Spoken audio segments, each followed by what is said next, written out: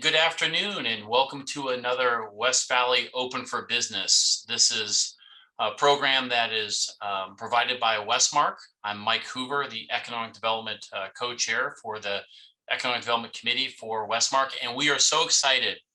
I always like to remind our state friends, no projects are built in states, they're built in communities.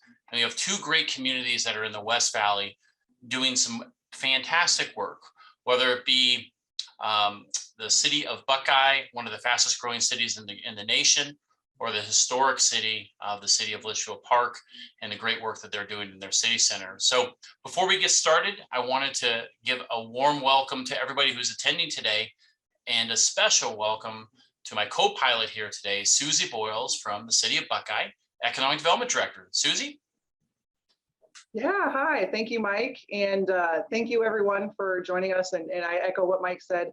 Thank you, Westmark, for providing us this opportunity. If it's all right, Mike, I'm going to share my screen here.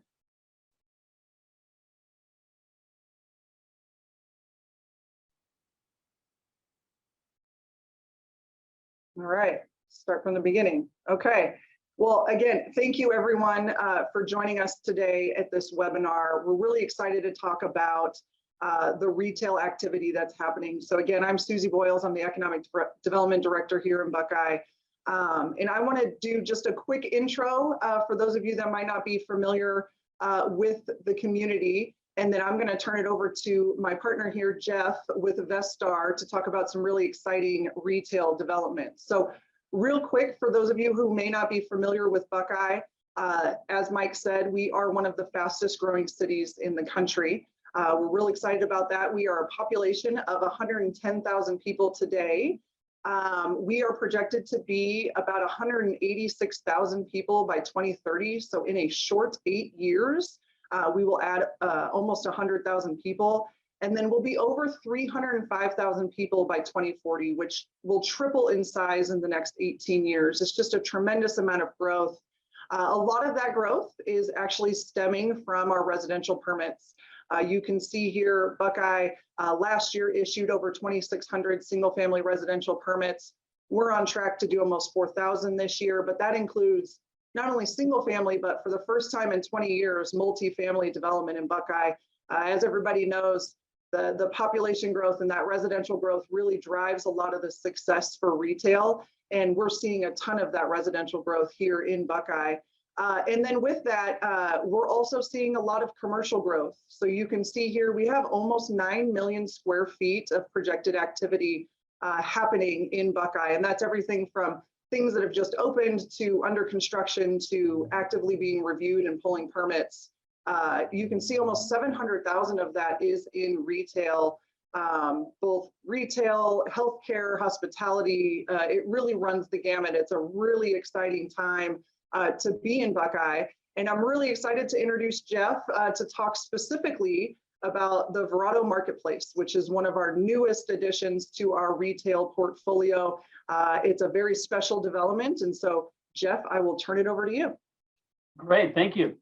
So Jeff Axel, Vestar Development. We just, for people that don't know who we are or who I am, we've been in retail development in Phoenix for over 30 years. We actually, I think, still have built the largest shopping center in the town of Buckeye, which we finished in 2007 over on Watson, the Walmart Lowe's Center. So Susie can correct me if there's been a larger center built. But we're proud of that center. It's been a fantastic start for the city's retail. But what we're really excited about now is Verrado Marketplace. And Susie, go to the next slide. So everybody knows where Verrado is. It's obviously the nicest planned community in Buckeye. We've been friends and partners with DMB in other projects over the years. And DMB has really built a quality, fantastic master plan development. The entire development's about 14,000 homes that it's entitled for and about 8,000 acres. And it's the quality and how DMB has done it that brought us together to want to do a really upscale marketplace type of shopping center for Verrado master plan, but really for Buckeye and the whole West Valley. If you are familiar with our Desert Ridge Marketplace up on Tatum and the 101, we're going to kind of plan a very similar type of shopping center here for Verrado. And the reason that we're really excited about Verrado is kind of what Susie had mentioned. There's over 100,000 people in Buckeye today. We feel there's about 200,000 people in a trade area that goes both to the east and the west of our site, which will create the need for about a 500,000 square foot shopping center on 50 acres. And the demographics of the area and the amazing residential growth and everything that's happening, we feel that this intersection will be the donut, the hole in the donut for all of the retail around the whole West Valley area. If you're not familiar, there's a fairly significant shopping center planned on the south side of the 10 freeway at Verrado Way. We're located on the north side of the 10 freeway at Verrado Way. So this intersection of Verrado and the I-10, we feel for the next 10 to 15 years is really going to be the center of everything that's happening in retail for Buckeye. If you go out there today, other than our Lowe's Walmart center that we did called Sundance Town Center, there are a couple other grocery anchored centers and some, individual projects, but no one has put together a large format entertainment based shopping center. Now we go to the next slide. So obviously kind of the background of Verrado, and this is kind of how we're approaching all of the different tenants that we're talking to. Our job is to create the best tenant mix for the shopping center that responds to what the community wants and what makes sense, and get tenants that will make people spend as much time and as much dollars in the shopping center, so that leakage is not going out to surrounding communities outside of Buckeye. So you can see from where Buckeye is, one of the fastest growing cities. Our Verrado project is, number one or number two, depending on the year of the master plan. We're selling about 500 lots a year there.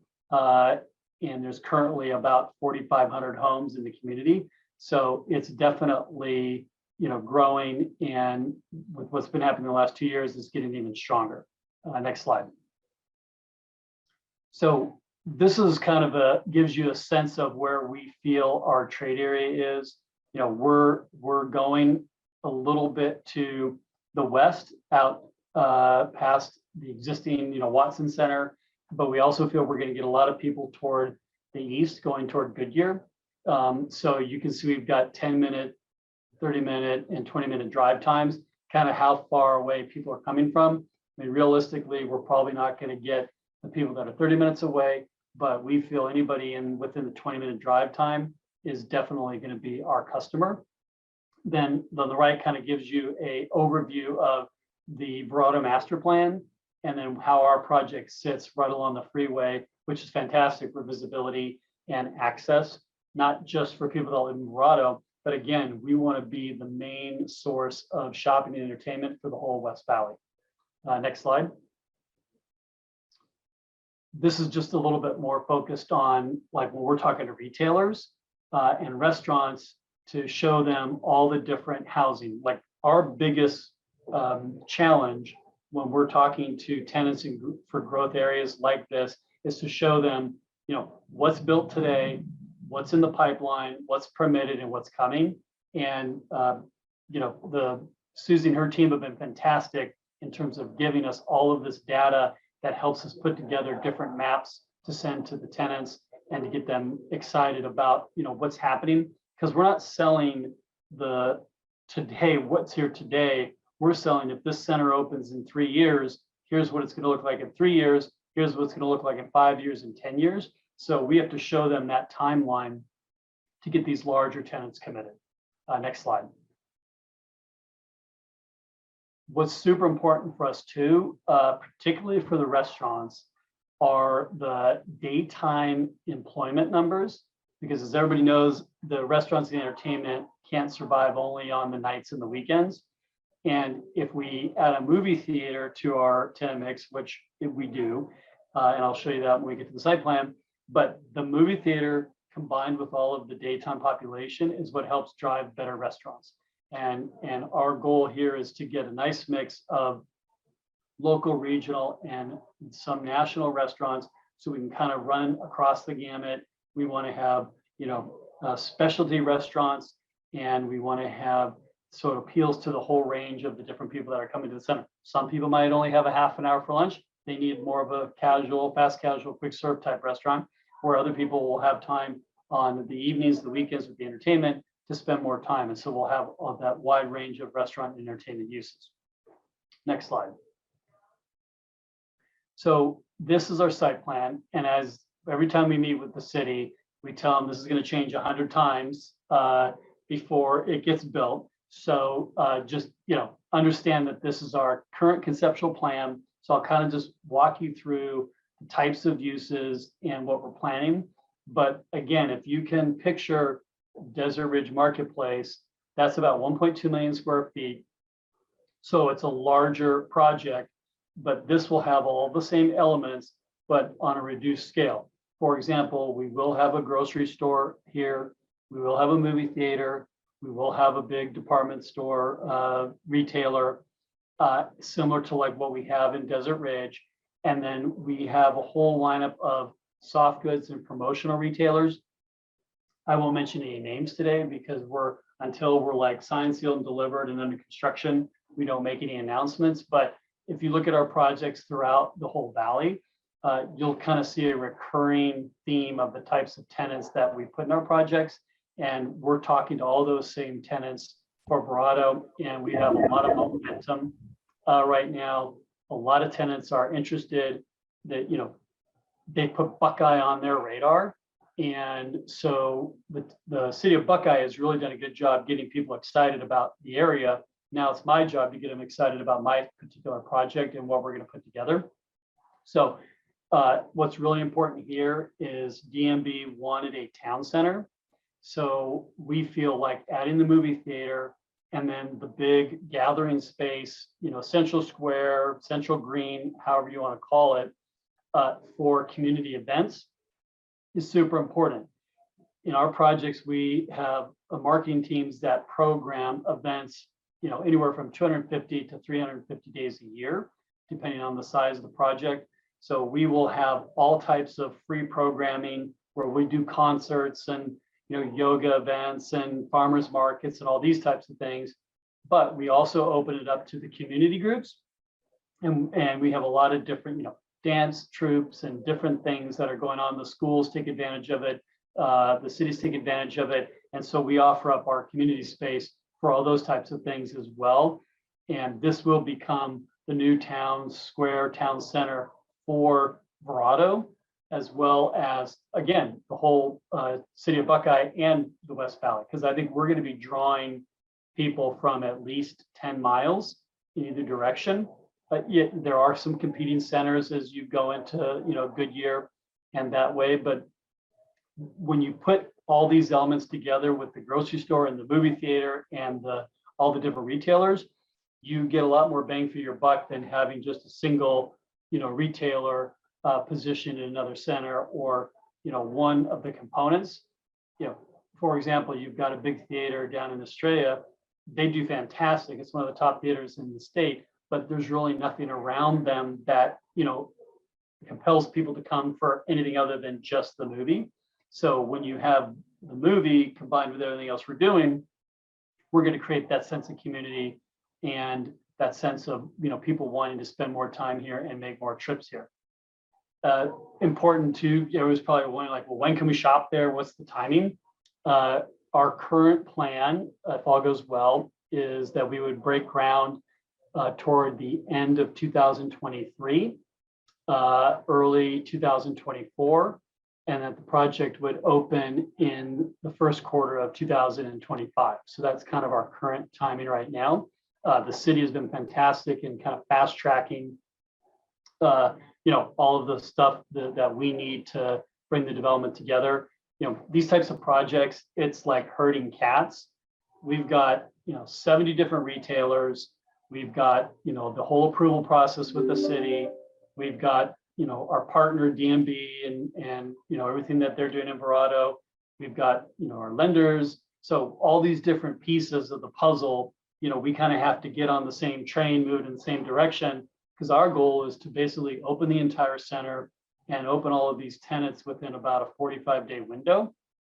So that's a real, scheduling challenge, just to get everybody on the same page and make sure that it's all going to happen. So I wanted to, kind of give that brief overview, and then, I think it's good to open up for questions, because a lot of times, people never get a chance to ask questions, and it helps, get more in depth. So we can just leave the site plan up, Susie, and then we can answer any questions people might have, or have an open discussion. Thank you, Jeff. And please feel free to drop questions into the chat. Jeff, I really appreciate you providing Desert Ridge as some context for this development. So Desert Ridge, I think, opened around 22 years ago. What would you say the kind of the key similarity is between these two projects, and how has this project maybe learned from that pre-existing project and advancing some other elements that will be more welcoming to the visitors? Sure.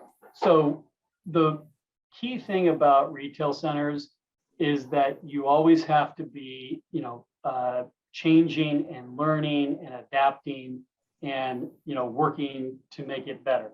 So, we hold projects long-term. So we obviously still own Desert Ridge. It's gone through a lot of different transformations over the years, and we've learned from different things. For example, when the project opened, the whole teen surf, younger shopper retailers were like all the rage. And so our district area had a lot of that focus of retailers in it. It became very popular with the teen group. In fact, to the point where we had to end up putting a curfew in place, just to make sure that it was more enjoyable for, all families and all age ranges. But from, 2008, 2010, that group of retailers had a big shakeup. So we've gone through, and as the demographics of the whole Desert Ridge area have changed, and they've gotten much stronger, higher incomes, the age range shifted up a little bit. So we had to re-tenant the district and move to a category that was more 25 to 45-year-old in terms of the shoppers. And we brought in a bunch of new restaurants. And so you have to be able to adapt and change. And if you're in it for the long term, you can do that. And then in terms of the kind of the aesthetics or the look of the center, every 5 to 7, no more than 10 years, we go in and kind of update and refresh. We recently did that in Desert Ridge, and where we came in and, a lot of the things that we did in the main district area, we added a lot of more turf and green space, whereas before we had concrete. We added more soft seating and umbrellas and things like that to really make the place kind of decrease the size and the feel of the common areas. We put on all the different patio railings for the restaurants, we put green screen up. So now instead of seeing black railings or all these different types of railings, we kind of have a common theme of a green screen across all of the patio railings, which it makes it feel softer and cooler, and it's more enjoyable in terms of the environment that you're creating. So I think in terms of the things that we've learned as we've gone through that evolution at Desert Ridge, we'll implement those things for, when we open the center. So we'll have more of the turf and the green space. We'll have the different things that, more shade trees and more of the soft furniture versus, the kind of the hard furniture with the umbrellas. And we've learned about creating better public spaces because our marketing team over the years has really determined we weren't building big enough public spaces in our shopping centers to have a concert or to have a big event. So we want to make sure that, we're planning the area around the theater or where our town center, our town green is going to be, is large enough to accommodate the types of events and concerts that we want. In terms of the architecture, we definitely like to think we spend a little bit more time and energy and money to upgrade the architecture because we feel like that is over time is going to pay off and it's going to be a benefit if it looks better and it feels better. One of the other things that we're really looking at here, and we've been talking a lot to the city about, is sustainability and environmental ways. Like we want to make this center hopefully a model of how we can add things like water harvesting and solar energy and different types of recycling programs, that this can be a model for other centers. When you have an existing center, it's very hard to retrofit and go in and add things. But if you plan it from ground up and you do it in the initial development, it's something that we think we can put in place. And for example, you've got Core Battery, opening up a gigantic facility in the town, and you've got a lot of their executives moving into Verrado. So, we've had conversations with the city about, how do we get them involved in like a solar program, and to get the batteries to store the energy for when, it's not sunny out. That's just one example of how we're kind of looking at this center differently than the ones that we've done in the past. Just out of curiosity, did you look at the circulation differently from this type of project? Obviously a little bit smaller footprint, but is there some circulation changes that you guys have made with this design as well? Sure. We don't have, like at Desert Ridge, you've got the one large, about 300,000 square feet of entertainment in the middle of the project, where you come in and you kind of have that focal point and you can drive around either side of it to the retailers. What we've done differently here is we want wherever you are in the center, you can kind of see where everybody else is in the center. So instead of having kind of the large piece of the project in the middle, where you kind of have to be on either side of that to know what's going on, we want all of the parking to kind of be in the middle of the project. So that parking is being used 18 hours a day instead of, 9 to 12 hours a day. And we like the feeling where if people are in anywhere in the project, they can look around and kind of see the whole project. We definitely, as you can see, we want the dramatic main entrance drive lined with restaurants and specialty shops that will come in and kind of, the focal point will be to the entertainment in the theater plaza. Again, like I said, the site plan is going to change 100 times. We're looking at how we can make a strong connection between that main drive coming in and where the whole entertainment plaza is. But that's important. And then the grocery anchored part, we're looking at it very similar to how we have the grocery anchored portion of Desert Ridge. We want that to be very convenient and accessible for people coming, down from the north side of Verrado into the project or coming off the freeway, because we believe a lot of people will come off the freeway to go to that grocery store. That it is, kind of has its own little circulation and its own parking, that it's not impacted when the theater is very busy and when the other restaurants are busy. So we feel like that, can kind of stand on its own a little bit in terms of its own parking and its own access. That's great, thank you. And I really can appreciate your point of being able to see the whole project from anywhere. I love Desert Ridge, but it's bifurcated by the way it's laid out, so it's more of a challenge. Well, right, speaking of this side being smaller, we can do that. I mean, if this size, if this is a 100-acre project, you don't want that large of a sea of parking in the middle, so you have to break it up. But this is the right size to be able to do this. All right, Susie, I got a tough one that came in the queue here. You ready? Sure. Is the city of Buckeye going to connect McDowell to Verrado Way from Jackrabbit prior to the center opening?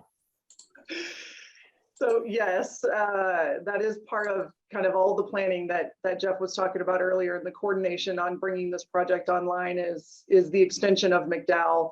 McDowell actually already exists just past this. It's a 2-lane road over to Jackrabbit, and so that we are looking at extending McDowell and connecting to that, and then ultimately over time building that out to be a full road. That obviously, Mike, you mentioned internal circulation right within the center, but access and circulation to get to and from the center is also just as important. So yes, as part of this whole planning process, that is something that we're looking at alongside Vestar and DMB to see what we can do to make that happen. Okay, so I think we're going to be transitioning to another part of this conversation, but I do have a question for you, Susie. So you're on the city side, you're handling a lot of projects. In one word, how would you describe this project and its potential impact for your community? In one word, that's hard because it's a great project. I guess I would just say exciting, because the residents have been looking forward to this development and this intersection developing for a long time. And everyone is very excited about what Vestar has planned and what is to come. And the categories of services that they're looking to provide is all the categories that the residents, we do retail surveys of our residents periodically, and everything that Vestar is looking to bring is meeting those, providing some of those services that the residents are looking forward to. So it really would be excited. The city's excited, the residents are excited. We've absolutely loved working with Vestar on their initial investment in the community. And so we're really excited to work on a second one together. Well, it's definitely exciting, especially for the West Valley to get such an incredible project. Jeff, I apologize. Did you mention the area just to the east of the project? Is that room for growth, or is that demarcated differently? Are you saying on the east side of Verrado Way?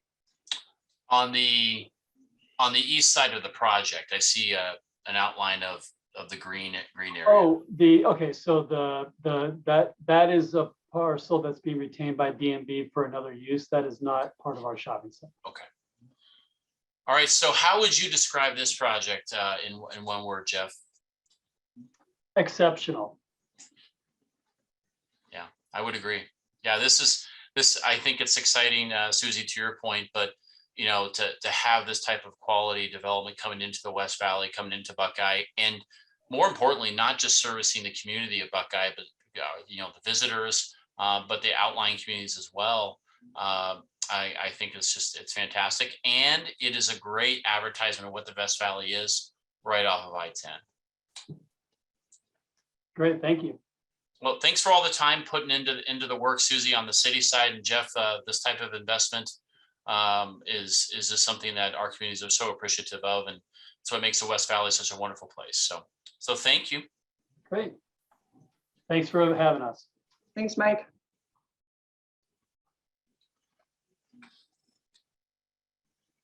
All right, and when we think of wonderful places, one of the first things that comes to mind for me is the city of Litchfield Park. Very happy to have Matthew Williams, city manager, Litchfield Park, here today to talk a little bit about the great work that's happening. Hi, Matthew. Hi, how are you today? Oh, wonderful. Well, I wish I was golfing at the Wigwam, but this is a nice alternative for sure. We wish you were too, but we're glad to be here with you. Well, thank you, and feel free to introduce your partner. And we're just so excited. I think this might be the first time we've had Litchfield Park on the West Valley Open for Business, and there's just so many great things happening in your community. Well, thank you. We appreciate you guys taking the time to invite us. We're very glad to represent the city of Litchfield Park.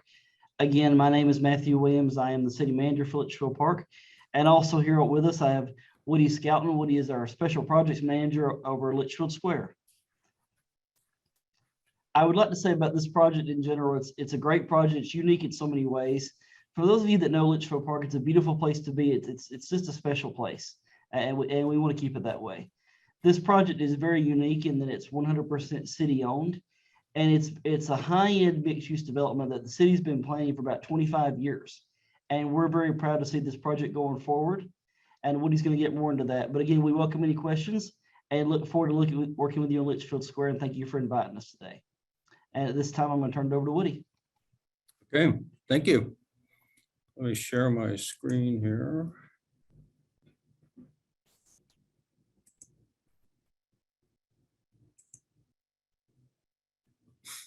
Okay, so what I'm going to do is focus mostly on Litchfield Square, but then I want to talk about a little bit of some of the other development that's going on in the city at the same time. So what you see here is a picture of what we think Litchfield Square is going to turn out to be similar to. So it has angle parking, wide sidewalks, the sidewalks right up to the front of the buildings. Wide sidewalks help to accommodate outdoor dining for this mixed use project. You can see two-story buildings with lots of street trees and some overhangs and awnings to provide lots of shade for the sidewalks. Litchfield Square is located at the northeast corner of Litchfield Road and Wigwam Boulevard. And this photo is recent enough that you can see we're already starting moving the dirt. The site is 26 acres in size. It's close to the existing commercial. You can see the city hall, the little white building down there, Wigwam Boulevard. Of course, the Wigwam Resort is right across the street. And we also have the library and some other civic functions in the downtown area. So it really is our downtown. So the city was incorporated in 1987, and the City Hall building was the first parcel that the city acquired in 1994 from Goodyear Farms, and that was the original Goodyear Farms headquarters for the operation of their 16,000 acres of farming. The city began acquiring this property over the last 2 decades and has acquired everything needed in order to build Litchfield Square. And one of the interesting things about this project is that it's not very often that a city gets to plan and develop its downtown from scratch. So the plan for Litchfield Square is to have numerous building sites located around a central park. The idea is that all the buildings focus towards the center. This will be a high density, high intensity project, 2-story buildings.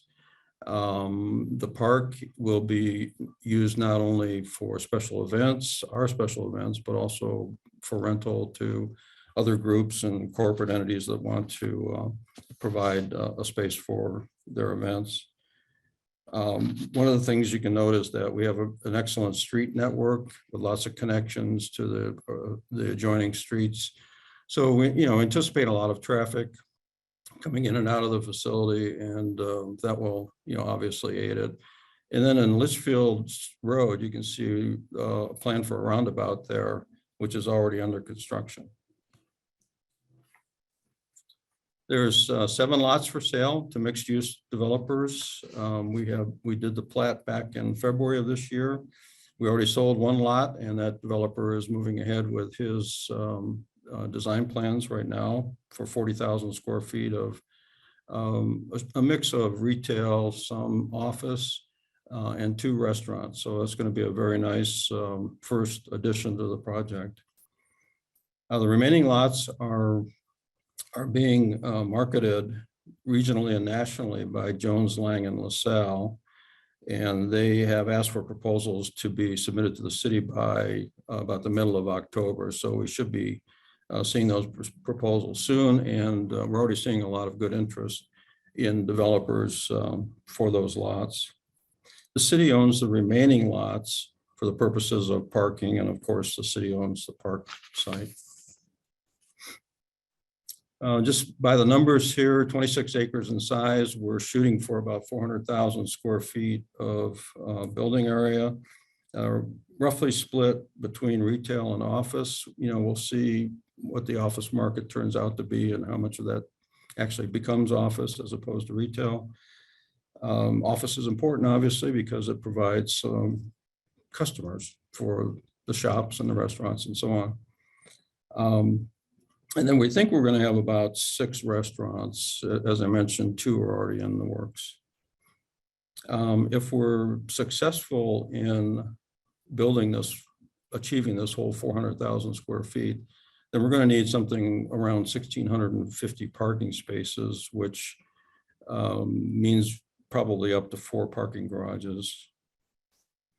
Also providing quite a few EV charging stations. Electric vehicles are taking off exponentially, and we want to be able to provide that as an amenity to our shoppers and our visitors and our residents as well.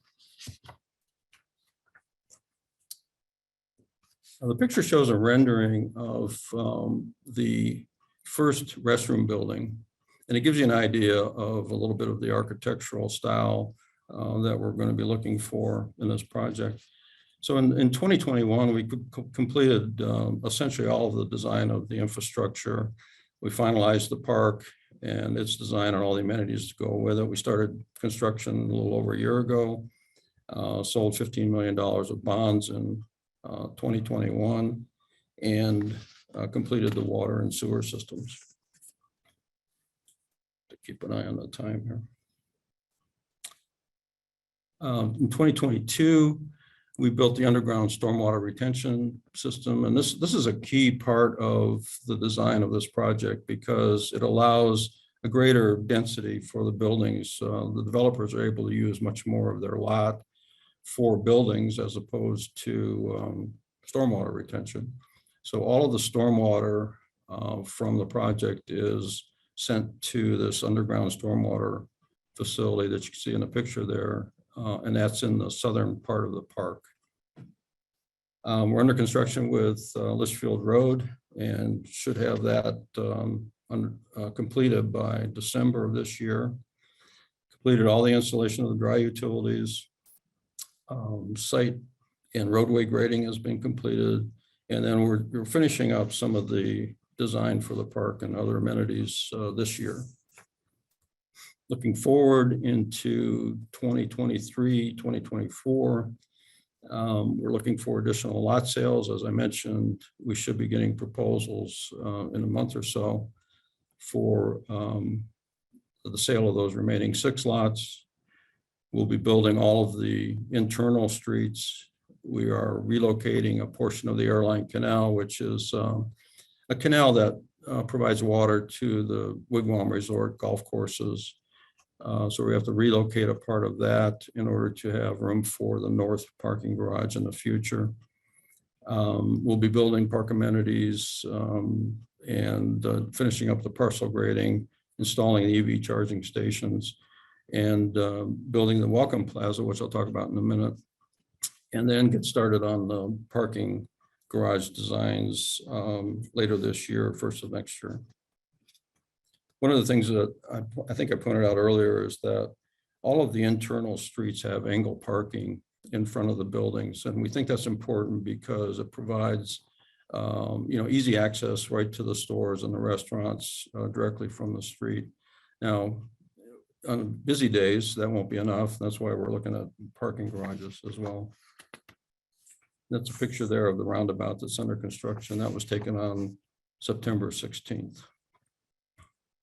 So we're really excited about the park because not only is it a huge amenity for the city residents, but it's also a place where we can have special events and concerts. And, if you just want to hang out, somebody came up with the idea of having a carousel there in the center of the park. I don't know if that'll ever happen, but it's on the table. But the amphitheater, we're working on the design of that, and we expect that to be fully equipped so that we can have, anywhere from a graduation ceremony up to, a large group, a large band, some shows.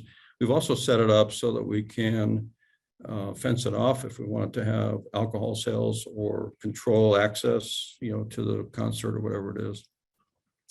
We have a couple of, I don't know if you can see my cursor up. We have a couple of stream features that are, the kind of bubbling brook design in the middle of or adjacent to the Palm Plaza. We'll have some tables and chairs strewn there. So, it's a great place if you want to grab a gelato or something and go sit by the little bubbling brook in the shade there.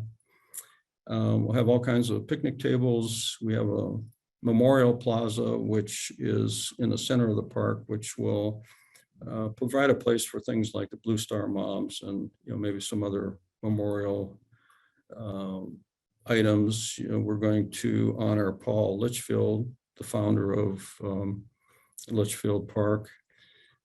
in that area. We also have a clock tower planned for that area, playground for kids, educational gardens between the amphitheater and Palm Plaza. This is just a way to help kids understand things about,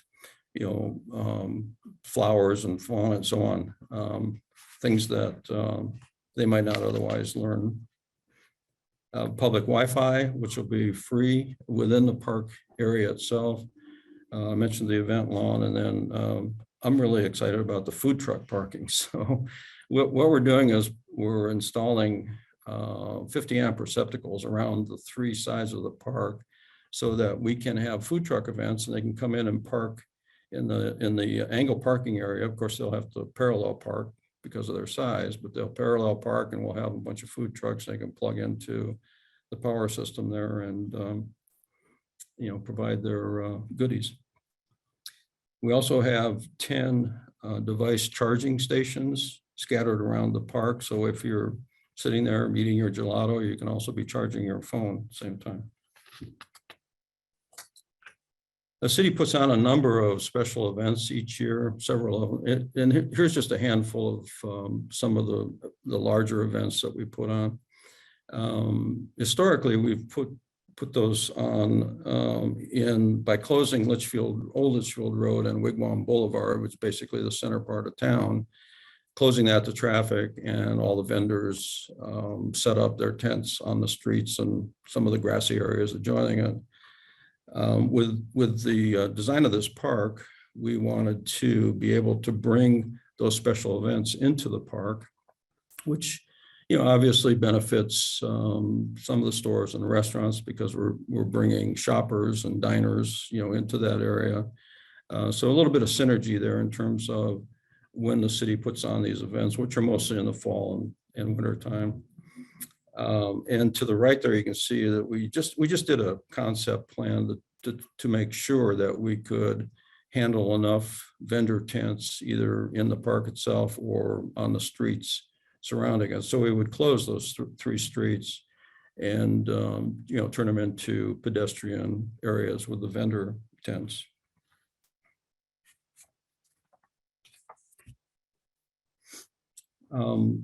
One of the things I mentioned was parking garages, and this exhibit just shows where we are planning to have parking garages if they're necessary because of all of the development that we hope to attract. The idea is to have the parking garages distributed around the outside of Litchfield Square, so that makes it more convenient for drivers, visitors coming. They can park in the garage and then just walk into the center of the area and do their shopping or hang out in the park, whatever it is. This also enhances the sidewalk effect or the excitement and the intensity of having all of the pedestrians and so on kind of in the center of Litchfield Square on the sidewalks, and that kind of makes it a more exciting place, to be in. Architecturally, the city council expressed a desire to have the architecture of these new buildings fit in with some of the existing architecture in the city. And you can see some examples here. Of course, in the center is our city hall, which, as I mentioned, was the Goodyear Farms headquarters during their operations. This is an adobe building that was built, I don't know, in the 20s sometime. We went to replace the windows on this building, and the contractor says, "Did you know that this is an adobe building?" We got it done, but it was kind of interesting.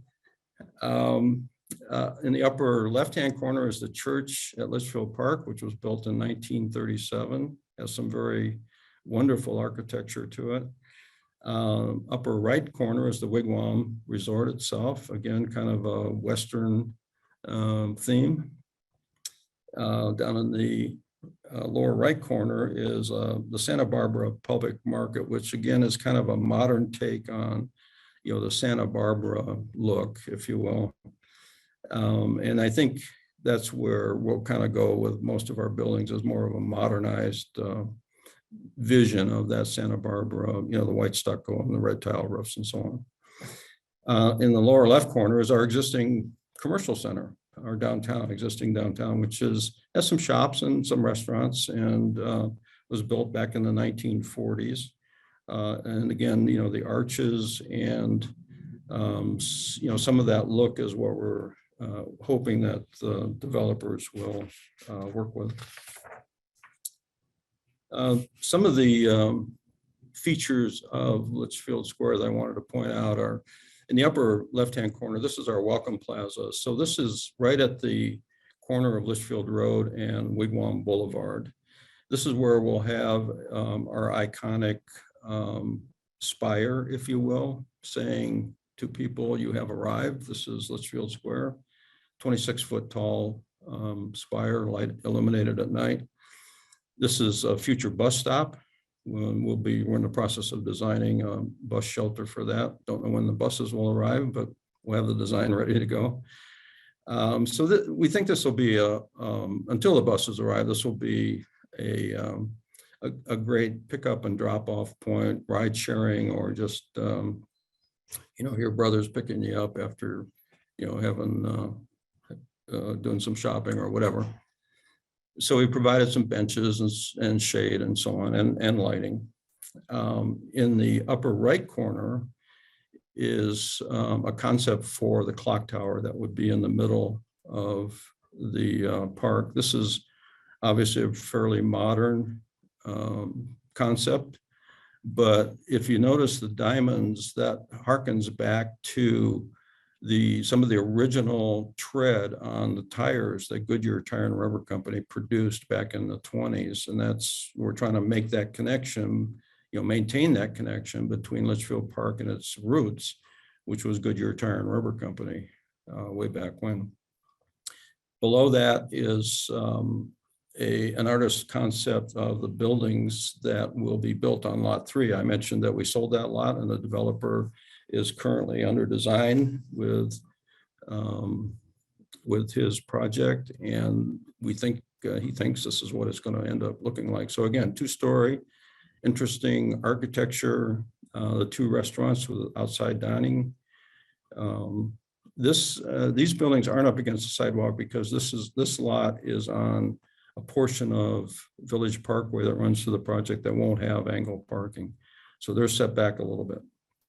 And then the lower left corner is just a concept for one of the parking garages. We don't know that it'll end up looking like this, but as I mentioned, we're going to start working on the design of those in the near future. So I wanted to talk about some of the other development activities in the city. So this is the P.W. Litchfield Heritage Center, named after Paul W. Litchfield. And this is being proposed by the Litchfield Park Historical Society. And what it is a museum that would be an extension of the existing original residence that Paul Litchfield built on the hilltop, what we call the hilltop.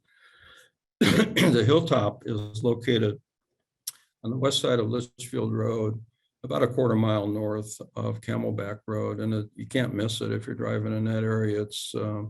It's a hilltop with all kinds of palms on the top of it. Well, that's where Paul Litchfield built his residence when he first was asked to move out here and manage the cotton growing operations. And you can see it in the center of that. That's a 1948 photograph. You can see in the center of the photograph, that's his original residence, and the other buildings are secondary or auxiliary residence buildings. So what the Historical Society is planning to do is to completely renovate the existing house and greatly expand it, as you can see there in the picture, to provide a museum. They have a ton of artifacts and old photos and everything that they want to put on display, which they're really limited right now being able to do. We also have Sunhill Services in the city, which has about a 320-acre project that is being built at the northwest corner of Camelback Road and Litchfield Road. They have gone through the general plan amendment process, rezoning, and it's planned for about 1,400 units ultimately. But what Sun Health Services does is they provide a continuum of care for their residents. Currently on the site, they have a medical office building and some assisted living facilities. But they want to expand that into a range of living opportunities so that, you know, if you're a senior, you can come there and live in a single family home. And as you grow older and infirm, you can move to assisted living, independent living, ultimately into nursing care. One of the interesting features of their project is that agritourism, in the lower right-hand corner of the map there, you can see they've set aside land for agricultural development. And the idea here is to provide, you know, farm to table so that they can grow vegetables and, you know, whatever right there and serve those food products in their cafeterias or in their dining rooms. Also plan to sell directly to the public. The artist renderings there is an example of their independent living units that 74 of which they currently have under construction. And then to wrap it up, I just want to talk quickly about some other economic development. I won't go into detail on all these, but all of these projects have occurred, have developed, either started or completely developed and open for business in the last 3 years. So we've been kind of busy. And I think with that, I'm pretty much done. Hey, Woody, thank you. Feel free to ask questions in the chat. I have obviously a few questions with the length of the original project, saying the planning started around 25 years ago with the acquisition of land, and so obviously the city council and the city has had a long-term vision, and now it's coming to fruition. When did kind of this layout that you described, when do you think that started in earnest? Was it in the last year or two, or was it even farther back? Yeah, it really started in 2018. You know, the city had on the books a 1996 plan that, you know, when we dusted it off and looked at it, it, you know, looked a little stale, needed to be updated. So we hired a company to come in and help us with updating that plan. And that's where they came up with the concept of, you know, the multi-story buildings, trying to achieve that density. The Central Park was a key piece of that. So 2018, and then we went through that whole planning process, a lot of public input, a lot of public meetings, and ended up with that plan that was, or more or less that plan. We've enhanced it since then, but that plan was adopted by the city council in May of 2019. And I apologize. When did you say the anticipated timing for the park component? The park amenities? Yeah, we think the park is going to be probably one of the last things that we build for obvious reasons, but we think that that's probably going to be finished about mid-2024. Okay. Actually, that's pretty quick in development world these days. Yep. From your perspective, what is the most interesting part of that project? Part that you just keep coming back to and going, wow, I love this. Well, I'm an engineer, so, you know, obviously the underground retention. No, I'm just kidding. I think the most interesting thing about this project is that there's not a lot of these kind of projects around. I mean, there's mixed use projects, but to squeeze it into a tight space and get, you know, 400,000 square feet of building on 26 acres, you know, it's a different concept. Now, I will admit that Kierland was one of the analogs. You know, if you're familiar with Kierland Commons, which has been around for about 20 years now, We took a lot of our ideas from Kierland and kind of expanded on that. For example, we decided to put medians in our streets and, to have much more lush landscaping, more shade. Those trees will be uplighted. I didn't mention that we will have RBG lighting, colorized lighting in the main medians and then also in the Palm Plaza. So it's going to be an uplighting, colorized uplighting for the shade structure for the amphitheater. So it's going to be a, great place during the day, but even more exciting place at night. And so when you have kind of a small land size community building out its core like this, but then you have other economic development components coming in with obviously the Sun Health project. How do you see this all fitting together? The city is really, the city's approaching build out. So one of the things that we wanted to do with this downtown is to create a destination. So, if you've got Sun Health that is basically bringing residents into the city, some will not get around as well as others, but a lot of them will be coming to Litchfield Square for their services, the dining and shopping.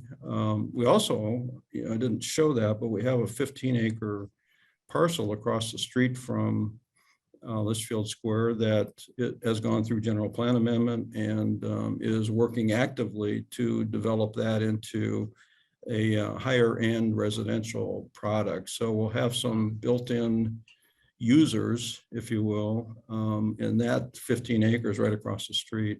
And we had some vision to build, this was probably about 10 years ago, we built a pedestrian underpass under Litchfield Road right at Wigwam Boulevard. So all those people will be very easy for them to get to Litchfield Square and back. So I think, we're focusing right now on the commercial development, but there's also a little bit of residential to come. But the commercial development is important to the city because we don't have a property tax. So, we rely on, sales taxes and other revenues. And this project is not only going to be a destination for the West Valley, but it's also going to be an important source of revenue for the city. So it's an important source of revenue. It's an important new addition to the community, but you also have legacy projects that are in the area, whether it be the church or some of the other retail. How did this get integrated in from a planning perspective, and how were they as stakeholders in that process?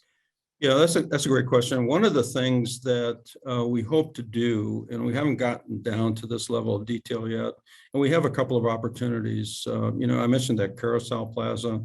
If we don't put a carousel there, we may end up using that as kind of a storytelling area, where we would tell the story of Goodyear Tire and Rubber Company and Goodyear Farms and how Litchfield Park got started.